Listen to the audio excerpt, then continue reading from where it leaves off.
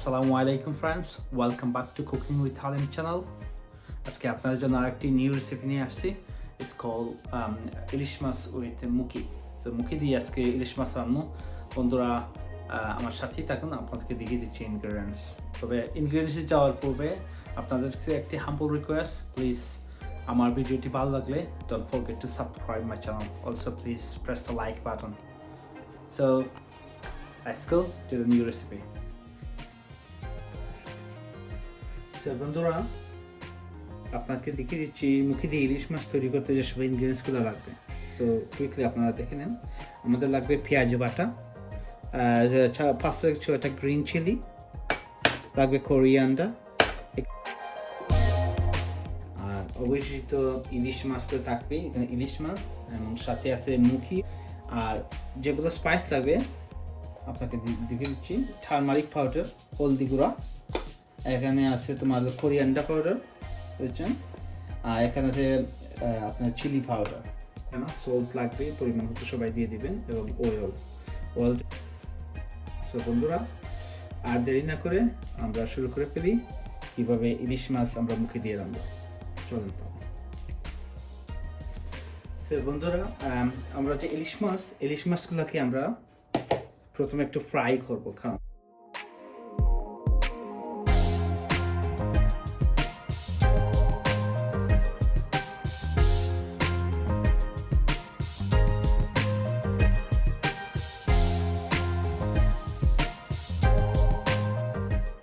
আপনারা কি করবেন, একটা ফান নেবেন, বন্ধুরা হিট হচ্ছে। তো যখন ভালো করে এই ফানটা হিট হয়ে যাবে, ইলিশ মাছগুলো ফ্রাই করার জন্য একটু বেশি করে অয়েল এখানে দিয়ে দিবেন, শুধু ফ্রাই করার জন্য। গরম হয়ে গেছে। তো যখন গরম হয়ে যায় তেলগুলোকে আপনি মিডিয়াম থেকে একটু কম হিটে রাখবেন।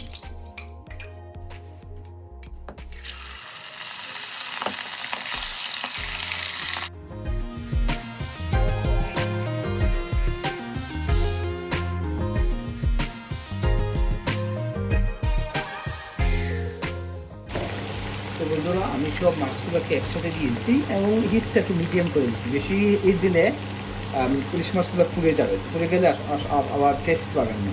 আমি একটু তেল বেশি দেওয়াতে কী হয়েছে, মানে ফিশগুলো ইলিশ মাছগুলো চারিদিক থেকে তেল লাগতেছে। আর যদি কম তেল দিতাম তাহলে আমাকে উল্টিয়ে দিতে হতো। তো আপনারা যেভাবে ইচ্ছে সেভাবে করতে পারেন, বুঝছেন।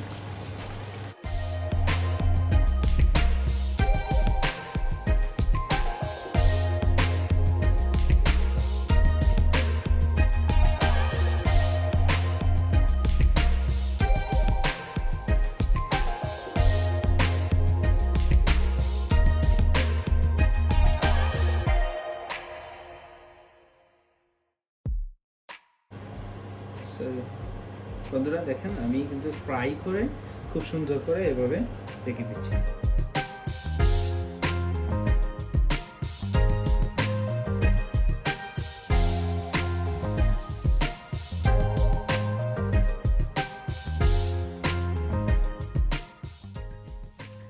তো তেলগুলো গরম হয়ে গেলে আমরা কি করব, এখান থেকে দেখেন আমি বড় 1 টিস্পুন, বড় 1 স্পুন গার্লিক দিয়ে দিব। গার্লিকটা একটু বাদামি রঙের হয়ে গেলে আপনারা বলছিলাম এই যে আপনাকে পেঁয়াজ বাটা একটা বড় অনিয়ন হলে একটা, একটু মিডিয়াম হলে বাড়তে হলে 2টা দিয়ে দিন। অনিয়নগুলো যখন কুক হয়ে যাবে তখন আমরা ধীরে ধীরে স্পাইসগুলো অ্যাড করব। ওগুলো এখানে আমাদের স্পাইস আছে, স্পাইসগুলো দিয়ে দিচ্ছি। এখানে দেখবেন আমি 1 টিস্পুন হলদি গুঁড়া, 1.5 কোরিয়ান্ডার বাকরের গুঁড়া 1.5 টিস্পুন। তো মরিচগুলো দিচ্ছি আমি জাস্ট 1 টিস্পুন থেকে একটু কম। ওকে, এই হলো আমাদের ইনগ্রেডিয়েন্ট, যে স্পাইসগুলো লাগবে। আর যদি ফ্রেশ টমেটো থাকে একটা, মানে ছোটো ফ্রেশ টমেটো অথবা একটু টমেটো পিউরি দিয়ে দিবেন।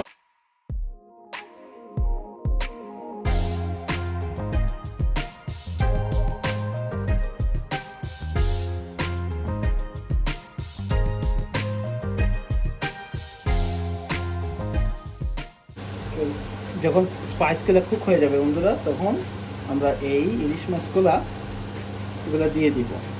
আর কুক করবে খুব স্লো গ্যাসে কুক করলে হবে কি, এই যে ইলিশ মাছগুলোর ভিতরে স্পাইসগুলো ঢুকবে, আর যখন ইলিশ মাছগুলো খাবেন এত সুস্বাদু হবে, আপনারা তাদেরকে বলে বোঝানো যাবে না। আপনারা ঘরে বসে যখন ট্রাই করবেন তখনই বুঝতে পারবেন। এখন স্লো গ্যাসে আপনারা 5 মিনিট কুক করবেন এবং ঢাকনা দিয়ে ঢেকে রাখবেন।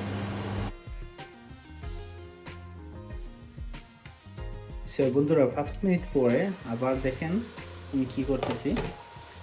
5 মিনিট কুক করার পর এই পিসগুলোকে একটু কি করবেন, ঠান করে দিবেন, উল্টিয়ে দিবেন।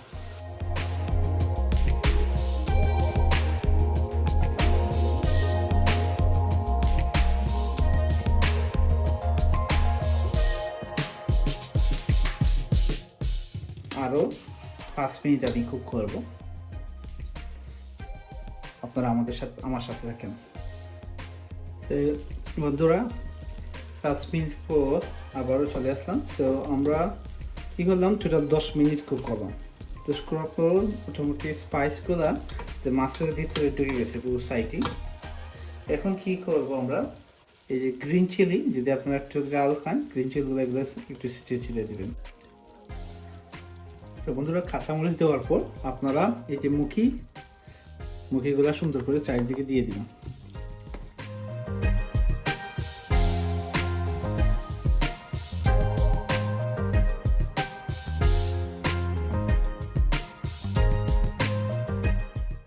মুখি দেওয়ার পর যে জিনিসটা করতে হবে, আপনারা 2 কাপ পানি, গরম পানি দিয়ে দিবেন।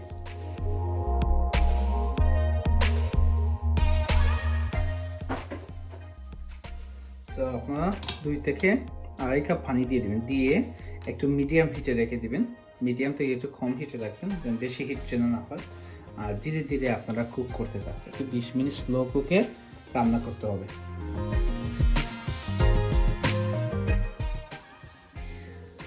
বন্ধুরা আফটার 20 মিনিট খুব স্লো কুক করছি আমি। কুক করার পর আমার এটা শেষের দিকে। তো দেখে নিই আমরা। বন্ধুরা দেখেন আমার মুখিগুলোও সফট হয়ে গেছে। আমি দেখছি ফ্রাই করে, এখানে দেখেন খুব সফট হয়ে গেছে। দেখেন খুব সফট হয়ে গেছে। তো 10 মিনিট আমার মুখি দিয়ে ইলিশটা হয়ে গেছে রান্না। এখন আমি একটু শেষের দিকে কোরিয়ান্ডার ছিটিয়ে দিব উপরে, এবং কিছুটা ঠান্ডা করে আমি এটা সার্ভ করব। অবশ্যই যে কোনো খাইতে হলে, মানে ভালো টেস্ট পেতে হলে আপনারা অবশ্যই কিছুটা ঠান্ডা করে খাবেন। একবারে গরমও না, আবার ঠান্ডাও না, তাহলে আপনারা ভালো টেস্ট পাবেন। তো আমি এখন কোরিয়ান্ডারগুলো দিয়ে দিচ্ছি।